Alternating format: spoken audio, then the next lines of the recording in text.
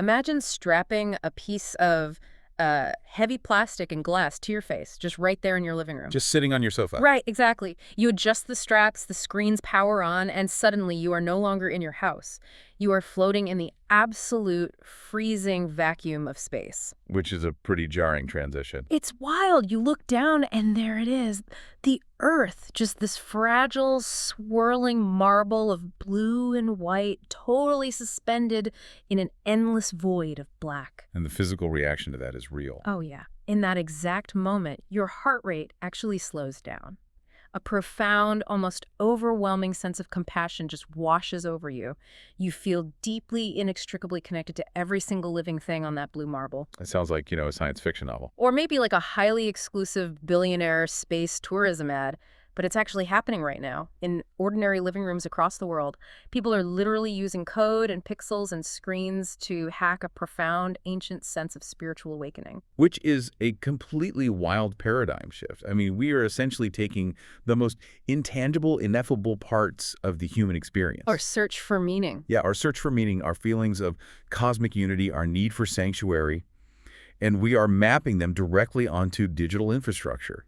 We are, in a very real way, trying to engineer the soul. Welcome to this deep dive. To you, the learner, listening right now, we have an incredibly ambitious mission today. We really do. It's a massive topic. We are unpacking a huge stack of sources that look at this exact collision. We are exploring what happens when our most ancient human needs crash headfirst into our most cutting-edge digital technologies. And we're pulling insights from a really diverse array of work for this. Right. We've got James Dalton's philosophical framework, which is called Digital Humanism. We are looking at chapters from redefining spiritual spaces in the age of technology, specifically focusing on Heidi Campbell's groundbreaking work there. We also have a deep dive into an article by Antonio Quiroz Fons on religious freedom in the digital age. And to cap it all off, we are analyzing the demands laid out in the Vienna Manifesto on digital humanism. It is a dense stack of reading, I won't lie. Yeah. But the through line is vital for anyone navigating the modern world right now. Because we are fundamentally asking, how do we maintain our humanity? How do we keep our moral agency and our right to believe in an environment that is increasingly mediated by, well, opaque algorithms? You're right. Who is really in charge when the machine facilitates your spiritual life? Okay, let's unpack this. Because for the longest time, I think most of us operated under this strict binary. The physical versus the digital. Exactly. You had your real life where you went to a physical building, you smelled the incense, listened to a choir, sat in a wooden pew, Yeah. and then you had your digital life where you posted pictures of your breakfast and argued with strangers on the internet. And never the twain shall meet. Right. But that binary is entirely obsolete now. It really is. The research from Heidi Campbell on what she terms digital religion completely dismantles that old assumption. We just can no longer separate the online and offline spheres of belief or meaning-making. They are deeply networked. Deeply. And while this shift has been building for decades, in the background, the COVID-19 pandemic acted as a brutal global catalyst. I mean, I remember it. Suddenly, that physical building was locked. You literally could not cross the threshold of your sanctuary. Whether that was a church, a mosque, a synagogue, or just a community meditation center, you were shut out. So the transition was forced, and it was immediate. But what Campbell's research points out is that this wasn't just a temporary Band-Aid. We didn't just pause real religion and wait for the doors to reopen. The infrastructure of belief itself mutated. Exactly. Congregations moved into what Campbell identifies as a new era. It's defined by network communities, convergent practices, and multi-site realities.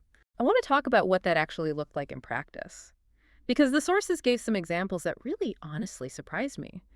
They talked about these virtual sacred circles hosted on Zoom. Right, the Zoom circles. Now, if you had told me in 2019 that I was going to have a deep, emotionally vulnerable, spiritually fulfilling experience while staring at a stuttering grid of webcams on my laptop, I would have told you that you were out of your mind. It sounds so clinical, right? It really does. Just a bunch of little squares. The assumption was always that the medium is too cold. Screens are flat. They lack the warmth of physical proximity. Yet the data shows the exact opposite happened for many communities. Facilitators actually learned how to cultivate intense emotional depth in these virtual circles. Yes, people were logging in from their kitchen tables, sometimes in immense grief or isolation, and finding a genuine sense of the sacred. The space wasn't defined by the physical architecture anymore. It was defined by the shared intentionality of the network. Precisely. The intention created the space, not the bricks and mortar. Which brings me back to that crazy VR scenario I mentioned at the top of the show. If a Zoom grid can become a sacred circle, then virtual reality takes this to an entirely different stratosphere. Oh, absolutely. The sources brought up the overview effect, and this absolutely blew my mind. Can you explain the history of that effect before we talk about how tech is hijacking it? Sure. So the overview effect is a documented cognitive and psychological shift that has been reported by astronauts, Like real astronauts. real astronauts. The text specifically highlights Edgar Mitchell, who was the lunar module pilot for Apollo 14. Okay. When Mitchell was returning to Earth, he looked out the window of the spacecraft. He saw the Earth, the Moon, and the Sun all interacting in this vast, silent cosmos. And he didn't just think, wow, that's pretty. He had a full-blown reaction. He experienced a radical, fundamental shift in his consciousness. He described it almost like a religious ecstasy, right? A feeling of total interconnectedness. A feeling of global oneness. He realized that the boundaries we fight over on Earth are completely invisible from space. It was such a profound experience of cognitive reframing that it completely altered the trajectory of his life. Wow. Yeah. When he returned to Earth, he actually founded the Institute of Noetic Sciences to study the nature of human consciousness. He realized that if more people could experience that specific perspective, it would radically alter human behavior for the better. But the obvious problem is that NASA isn't handing out tickets to orbit for everyone who needs a perspective shift. Exactly. Most of us are stuck on the ground. So this is where the technology steps in. The research mentions developers using VR to simulate this exact overview effect. There is an app they analyzed called TreePP. TreePP is a fascinating case study in convergent practice. The developers aren't just making a fun video game. They're using immersive visual environments, specific sound frequencies, and guided mindfulness to trigger that same sense of awe that Mitchell felt. And it actually works. The studies cited in the text say yes, particularly those conducted during the intense isolation of the pandemic lockdowns. They showed measurable results. What kind of results? Users putting on these headsets reported significant help in processing grief, a reduction in anxiety, and a genuine cultivation of that feeling of global interconnectedness. Okay, I have to stop you here because I really want to understand the mechanics of this. I get that the visuals are pretty, Sure. but why does a human brain, which consciously knows it, is sitting in a living room in Ohio wearing a plastic headset, actually respond with authentic, deep compassion? Why does the illusion work so well on our biology? To understand the why, we have to turn to the research of Richard J. Davidson at the Center for Healthy Minds. He provides the biological foundation for all of this. Okay, let's get into the biology. It all comes down to two major scientific concepts: neuroplasticity and epigenetics. Let's break those down because they get thrown around a lot as buzzwords. Start with neuroplasticity. Neuroplasticity simply means that your brain is not a static object. For a long time, the scientific consensus was that once you reached adulthood, your brain was basically fixed as a finished machine. You're stuck with what you've got. Right. But Davidson's work, and modern neuroscience generally, proves that the brain is constantly remodeling itself based on your experiences. I always like to picture the brain as a landscape with a river running through it.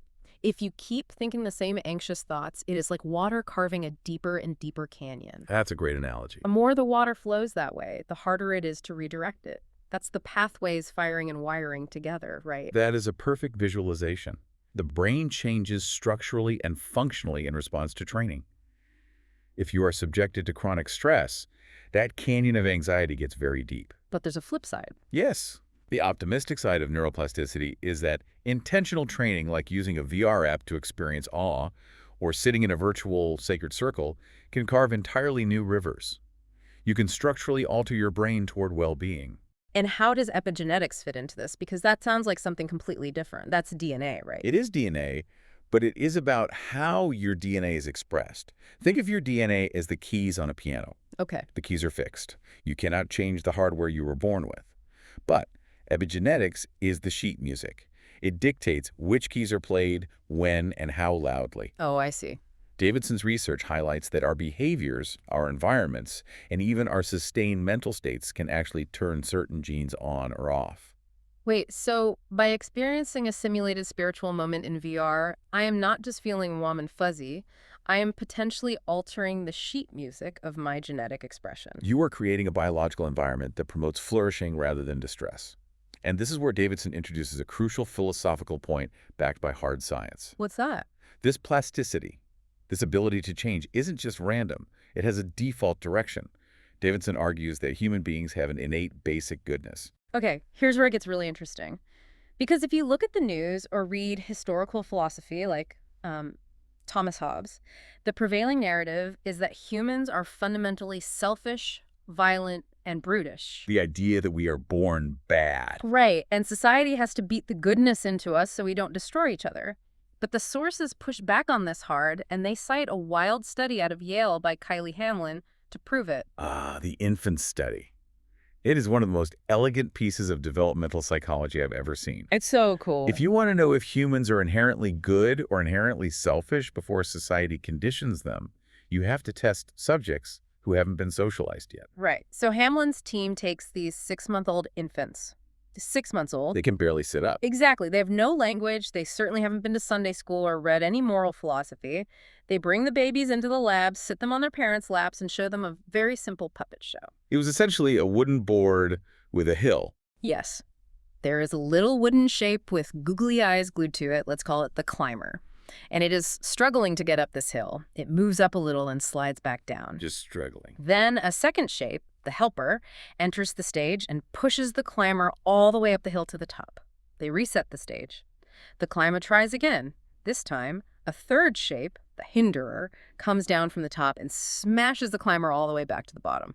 So the infant is simply observing a visual representation of pro-social behavior versus antisocial behavior, helping versus hindering. After the show, they bring the helper shape and the hinderer shape out on a tray and put them in front of the 6-month-old baby to see which one the baby reaches for. And the result? 100% of the 6-month-old infants reached for the helper. Every single one. Which fundamentally undermines the Hobbesian view.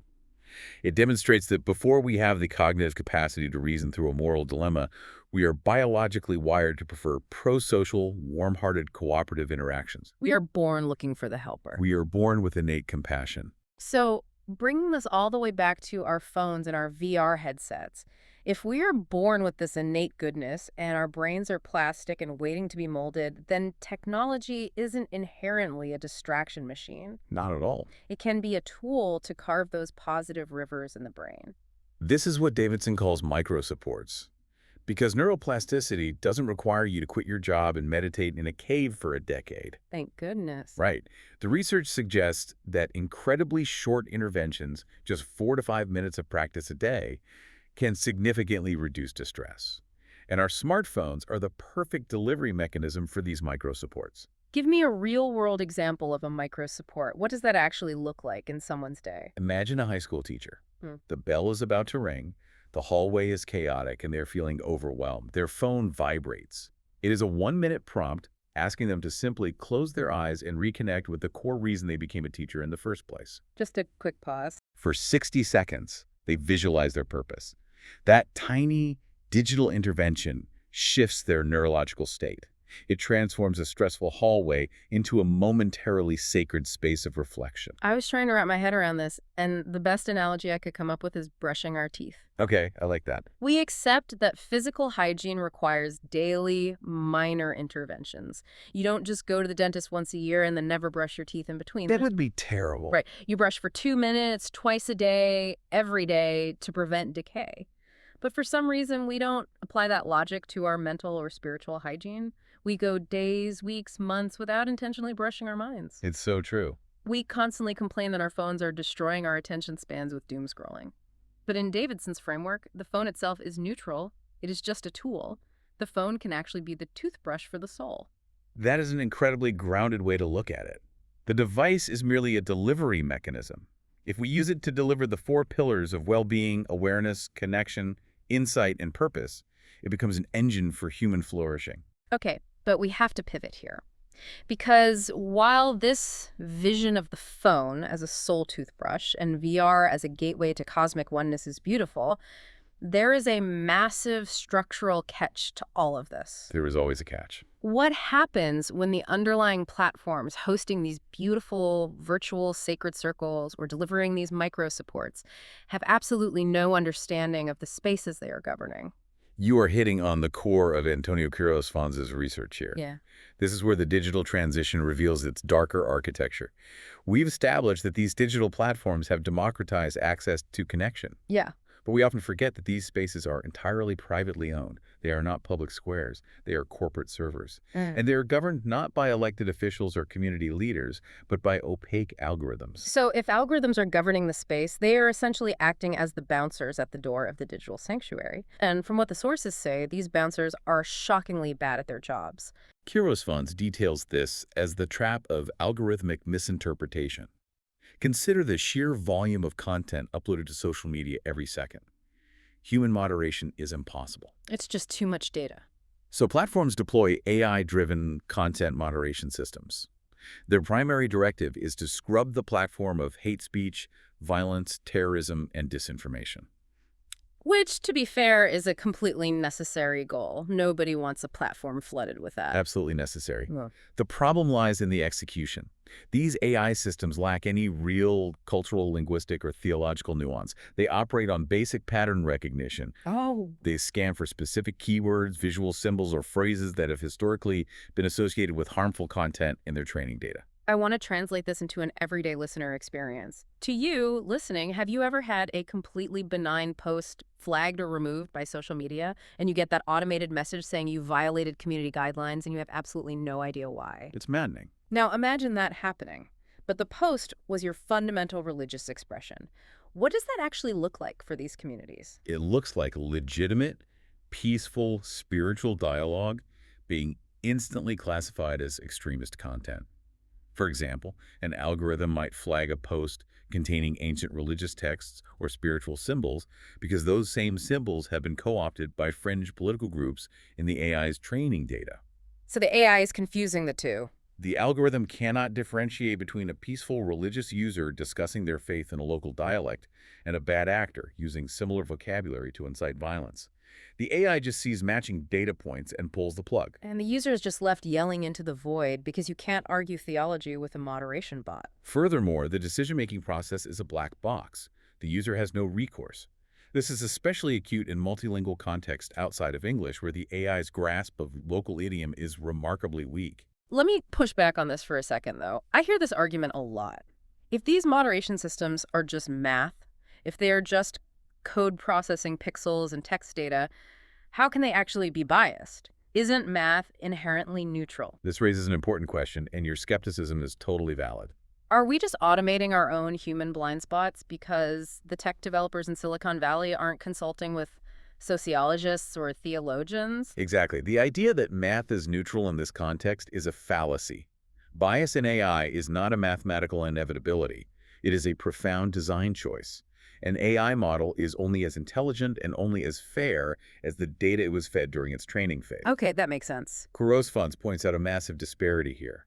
Religious diversity is heavily skewed in these data sets. Meaning the AI has read a lot about certain religions and almost nothing about others. Precisely. The training frameworks are predominantly Euro-American.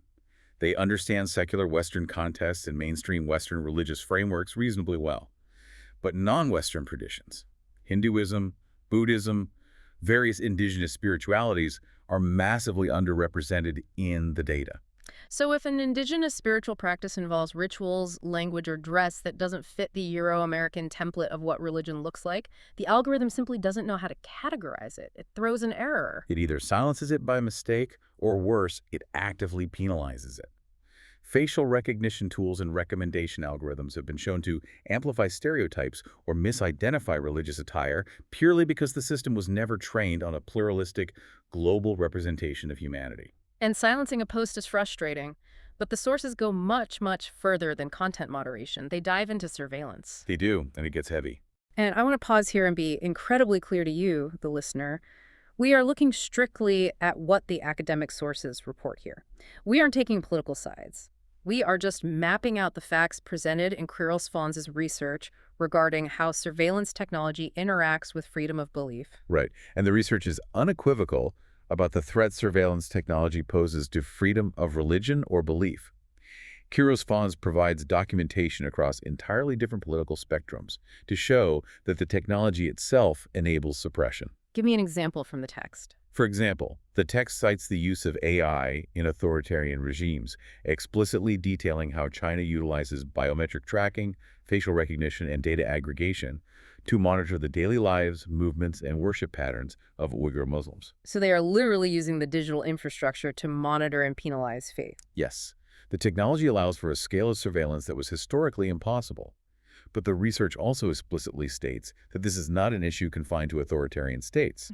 Democratic societies are also scrutinized in the text. How so? Kuros Funds notes that AI-driven surveillance tools, predictive policing algorithms, and data mining operations used in Western counterterrorism programs have disproportionately targeted and monitored Muslim communities. So the political system governing the tech might be different, but for the person on the ground, the person just trying to go to their sanctuary, the result feels exactly the same. The result is a profound, pervasive, chilling effect. Think about the psychology of the believer. If you know that your attendance at a place of worship, your online theological discussions, and your community affiliations are being algorithmically monitored and cross-referenced by either a corporation or a state, it creates an atmosphere of deep fear. It totally erodes community trust. People self-censor. They stop gathering. The very digital tools that Campbell celebrated for connecting us globally are simultaneously being weaponized to isolate and suppress minority communities. This feels like a massive design flaw in how we build AI. How do we fix a system that is fundamentally biased by its own training data? Kiros Fons argues that the solution requires a total overhaul of who is allowed in the room when these tools are built. You cannot just have computer scientists optimizing for engagement in a vacuum. You need pluralistic AI ethics. So bringing different voices in. The research insists that developers must integrate diverse moral frameworks directly into the architecture of the AI. What does that actually mean? How do you code a moral framework? The text gives a great example. Alongside secular Western principles of individual privacy, developers could be required to integrate concepts like the Islamic principle of maslaha, which translates roughly to the public good or public interest. Okay, I like that. It is a framework that prioritizes the welfare of the community over aggressive optimization. To build AI that respects diverse values, you need theologians, ethicists, and representatives from marginalized communities at the design table, actively shaping the algorithms before they are deployed. Okay, so we've established that AI is currently struggling merely to identify religious or spiritual content without accidentally censoring it or unfairly surveilling the people who post it. But let's pivot. Sure. Let's look at the flip side of this equation, because the algorithms aren't just acting as bouncers anymore. What happens when we stop treating the AI like a bouncer and we start treating it like a priest or a therapist or a philosopher? Now you're entering the territory of James Dalton's philosophical critique. In his work on digital humanism, he outlines a phenomenon he calls the displacement hypothesis. The displacement hypothesis. I want to spend some time here because this feels incredibly relevant to how we interact with things like ChatGPT every single day. Historically, when a human being faced a profound existential crisis, say you were grappling with the death of a loved one, or you were facing a massive ethical dilemma at work, or you were just overwhelmed by the meaninglessness of the universe, where did you go? You turned to religious frameworks, you read philosophical texts, or you sought the counsel of a community elder or a therapist. You sought out human wisdom. Right, you went to someone who had lived through the mud. Exactly. But today, large language models, or LLMs, have become astonishingly fluent. They're integrated into our phones, our browsers, our workspaces, and Dalton observes that people are increasingly taking those profound, heavy existential questions and typing them directly into a chat box. The LLM is displacing traditional human sources of meaning. Yes. And it makes sense why we do it. Oh, totally. If I type a complex emotional problem into a chatbot, it spits back a beautifully formatted, highly articulate, seemingly empathetic response in 2 seconds. It sounds so confident. It uses all the right therapy buzzwords. It validates my feelings. We experience this illusion of fluency. Because it talks like a wise human, we implicitly assume it understands us like a wise human. But that assumption is deeply flawed, isn't it? Deeply flawed. And Dalton argues it is philosophically dangerous. He posits that LLMs suffer from what he terms the dual deficit. They have two massive, unfixable structural limitations that disqualify them from being moral guides. That's the first one. The first deficit is ontological nullity. Okay, let's slow down and translate that. Ontology is the branch of philosophy that studies being, existence, what it means for something to actually exist. So a nullity of being. You are saying the AI has no real existence. I am saying LLMs lack genuine subjective being. They are ontologically empty, they possess no consciousness, no inner life, and therefore no authentic moral agency. Because it's just code. When you ask an AI a complex moral question, it is not pondering the weight of the universe. It is operating entirely on statistical associations. It is looking at billions of text parameters and calculating the most mathematically probable sequence of words to follow your prompt. It is autocomplete on steroids. Exactly. It can generate a response to your grief that sounds incredibly poignant, Right. but it does not share your emotional vulnerability. It has never felt physical pain. It does not mourn. It does not fear its own death. And crucially, it does not actually care about the outcome of the advice it gives you. I'm struggling with this a bit, though. Let me push back. Let's say I go to an AI with a massive moral dilemma. I'm about to make a terrible decision that will hurt my family.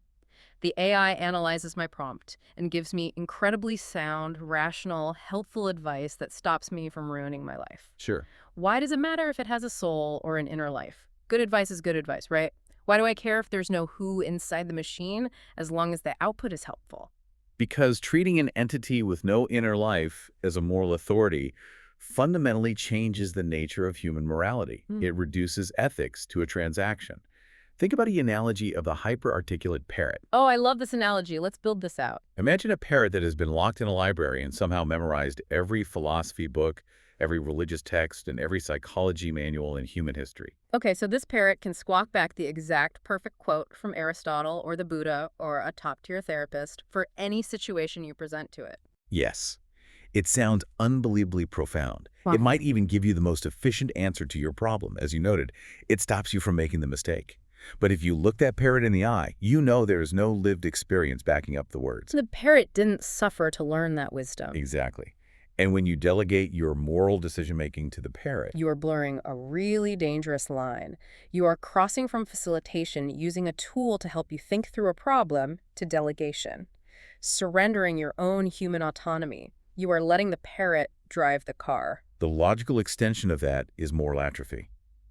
Which brings us to the second part of Dalton's dual deficit, transcendence failure. Transcendence failure, meaning the AI cannot help us transcend our physical reality. It means LLMs are fundamentally incapable of providing ultimate meaning or solace, particularly when it comes to the heaviest human burden, mortality. Wow.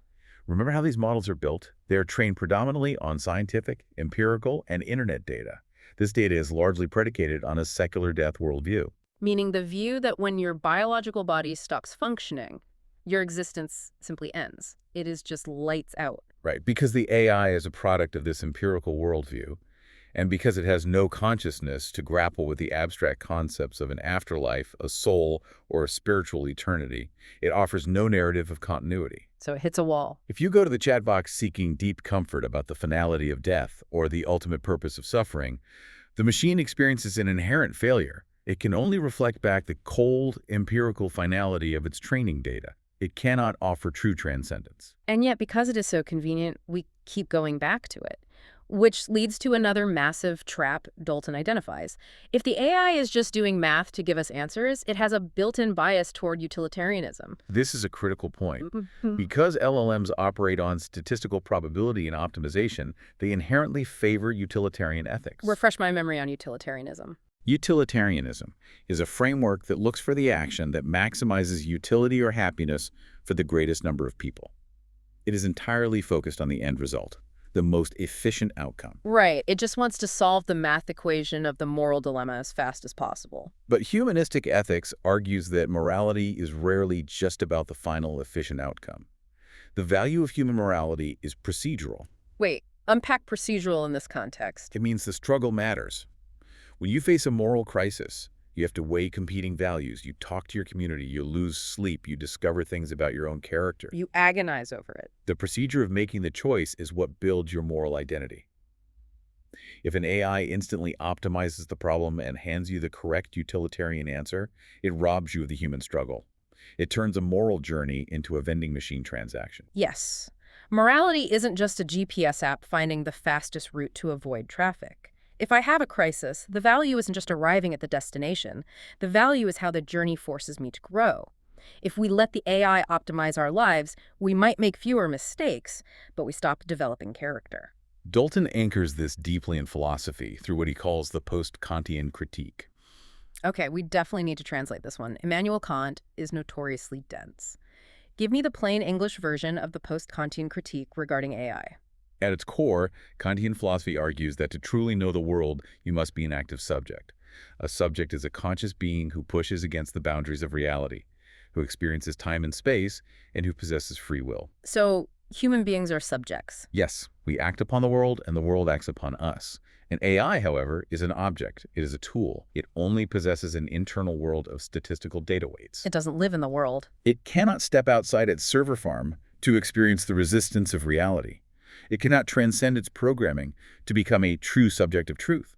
Therefore, when a human subject delegates ultimate moral authority to a mathematical object, it is a philosophical inversion. It is fundamentally unsound. Okay, so let me synthesize where we are because this is heavy. We have this AI technology. It is ontologically empty. It has no soul.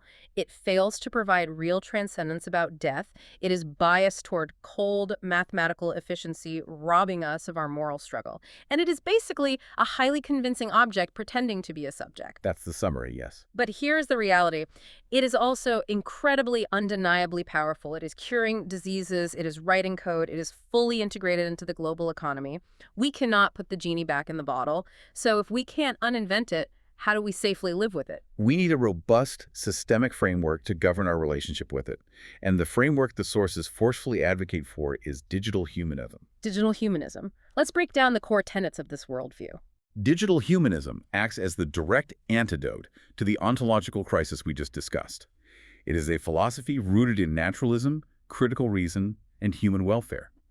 The absolute, non-negotiable foundational premise is that technological power must be subordinated to human dignity. Meaning the human is always the master, the tech is always the servant. Always. We do not look to the machine for supernatural guidance, nor do we allow it to become a hard determinist force that silently dictates social policy. We plant our ethics firmly in the observable, testable world of human experience. But wait, I have a question about how this solves the problems we laid out, specifically the transcendence failure. Okay. If digital humanism is rooted in naturalism, which basically means believing only in the physical, observable universe, and it accepts the reality of secular death, where is the hope? If the body just stops, and the humanist framework agrees that it just stops, how does humanism offer the transcendence that the AI fails to provide? What's fascinating here is how digital humanism completely redefines the concept of transcendence. It shifts the focus away from guaranteeing a personal, infinite afterlife and pivots entirely toward the concepts of legacy and impact. Secular transcendence. Yes, in the humanist framework, accepting our finitude, the harsh reality that our time on this planet is strictly limited, is not a bleak, depressing thought. Rather, it is the ultimate motivator. It creates an intense, beautiful urgency to maximize our earthly contribution. Because the clock is ticking, you have to make it count. Exactly. We achieve a form of immanent continuity. We live on not in a metaphysical realm, but in the memories we create with others, the positive structural changes we fight for, and the material contributions we leave behind for the next generation. So it's about what we leave behind. The focus shifts from saving our own eternal souls to ensuring a lasting, positive footprint on the human community. So the meaning of life isn't found by asking the AI's database to calculate it for us. It is found in what we physically build and leave behind for other humans. I love that. It's a very proactive stance. So practically speaking, if we adopt this humanist framework in our daily lives, what is the exact role AI should play? If I shouldn't treat the chatbot as an oracle or a therapist, how should I interact with it? Dalton proposes a highly practical model for interaction. He calls it the stimulus and foil model. Stimulus and foil. When I hear foil, I think of a fencing partner. That is the perfect analogy. Think of a fencing partner. You don't bow down to your fencing partner and ask them to dictate how you live your life. No, you'd lose the match. You engage with them to sharpen your own skills. We must use AI's massive computational power to generate provisional ideas. It can synthesize vast amounts of data, connect broad themes, and outline structures infinitely faster than a human brain. Right, we use the hyperarticulate parrot to brainstorm the outline of the book. But we treat those AI outputs purely as a stimulus, a starting point. We then step in as the conscious subjects. We invite human correction, deeper reflection, and rigorous hermeneutic struggle. We argue with the output, we refine it. The AI is a dialogical partner to spar against, not a master to obey. We hold the pen. The AI just fetches the ink. We maintain our rational autonomy. However, relying on individual users to simply have a good fencing mindset is incredibly naive. Yeah, humans are lazy. We'll just let the AI do it. The corporate incentives are too strong. To truly implement digital humanism, we need institutional systemic guardrails built into the technology itself. This brings us to the governance models discussed in the sources, specifically the HAIG framework. Okay, HAIG. What does that stand for and how does it work? HAIG stands for Human AI Governance. It is an adaptive architecture designed for an era where AI models evolve faster than traditional laws can be written.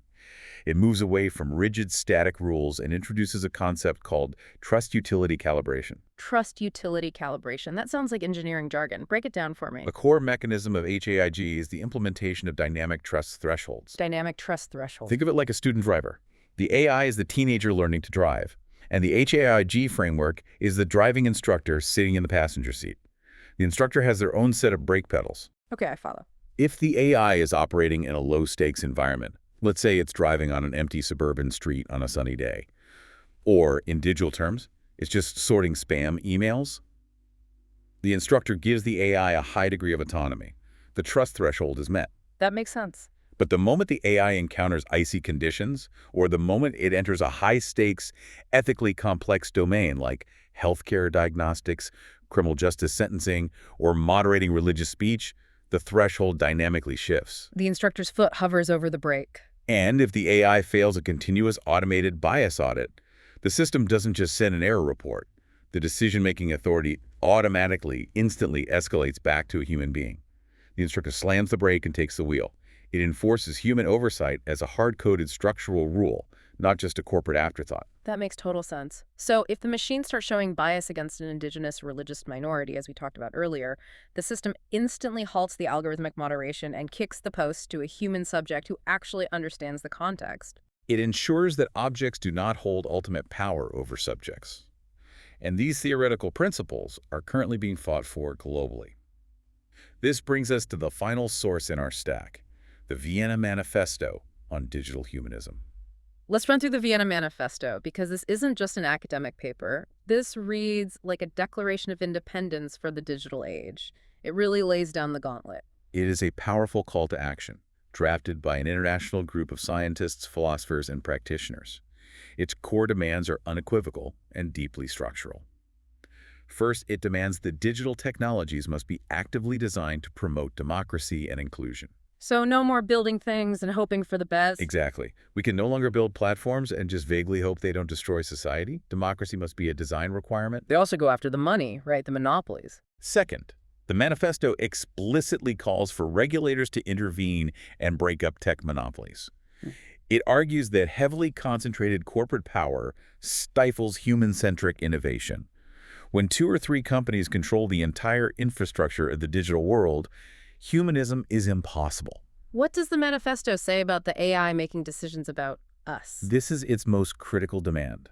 The manifesto insists that any decisions with consequences affecting individual or collective human rights must be made by humans, period. No exceptions. Automated systems can act as a foil, they can support the decision by gathering data, but they can never, ever replace the human decision maker when rights are on the line. And lastly, there is a demand regarding how we actually educate the people building this stuff. Yes, it demands that universities radically reform their curricula.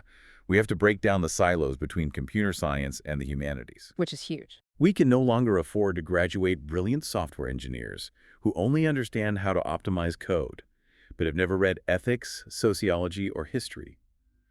The people building the future must understand the human impact of their architecture. So what does this all mean for you, the listener? We have covered a truly massive amount of ground today. We started by looking at how our most ancient needs for sanctuary, meaning, and connection are physically migrating into the digital realm, creating these new networked spiritual spaces and virtual sacred circles. We examined the hard biological science for why this actually works. We looked at Davidson's work on neuroplasticity and epigenetics, and Hamlin's infant studies proving our innate basic goodness. Showing how even a 5-minute micro support on your smartphone can literally rewire your brain to reduce distress. But then we peered into the trapdoors of this digital architecture. We saw how opaque, biased moderation systems misinterpret non-Western faiths, and how AI-driven surveillance tech is creating a chilling effect on religious freedom around the globe. We confronted the ontological emptiness of the AI itself, realizing that asking a chatbot for deep moral guidance is like asking a parrot for life advice. It lacks a soul, and it fails to offer true transcendence. And finally, we explored the blueprint for reclaiming our agency through digital humanism. We saw how accepting our physical finitude pushes us to build a legacy of impact. We established the necessity of using AI as a fencing partner, a stimulus and foil governed by dynamic trust thresholds and the rigorous, uncompromising demands of the Vienna Manifesto. It's a comprehensive framework for survival. The overarching lesson here is that the future requires you to demand transparency. We can no longer afford to be passive consumers of these algorithms. We cannot let the technology quietly shape human nature. Human beings must loudly and aggressively shape the technology. If we connect this to the bigger picture, whether we are talking about massive EU regulations, UNESCO mandates, or just you taking a 5-minute VR meditation to help process grief, the ultimate metric for an AI's success should never be its raw computational efficiency. What should it be? The only metric that matters is its verifiable contribution to human flourishing. Which leaves us with one final, lingering thought. A question to chew on that wasn't explicitly answered in the text, but naturally arises from everything we've unpacked today. Let's say we win. Let's say we successfully implement digital humanism. We force the AI to perfectly align with our highest, most idealized humanistic values. Okay, We hypothetical. filter out all our biases, and we optimize the machine for pure ethical goodness. If we do that, will the AI eventually reflect back a version of humanity that is so perfect, so frictionless, and so optimized that we no longer recognize our own flawed, messy, beautiful selves in the mirror? It is a profound paradox. If human character is forged in the procedural struggle and making mistakes and learning from them, what happens to the human spirit when the machine becomes better at being good than we are? Think back to that physical sanctuary we talked about at the very beginning of the show. The stone steps are worn down in the center from centuries of footsteps. The wooden pews are warped and scratched. It is beautiful precisely because it holds the imperfect physical weight of generations of struggle. As we build our new sanctuaries out of flawless code and perfect algorithms, we have to make sure we don't accidentally engineer the humanity right out of them. To you, the learner, thank you for joining us on this deep dive. Keep questioning the algorithms, keep pushing for the human element, and maybe take 5 minutes today to step away from the screen, look at the messy physical world around you, and just breathe.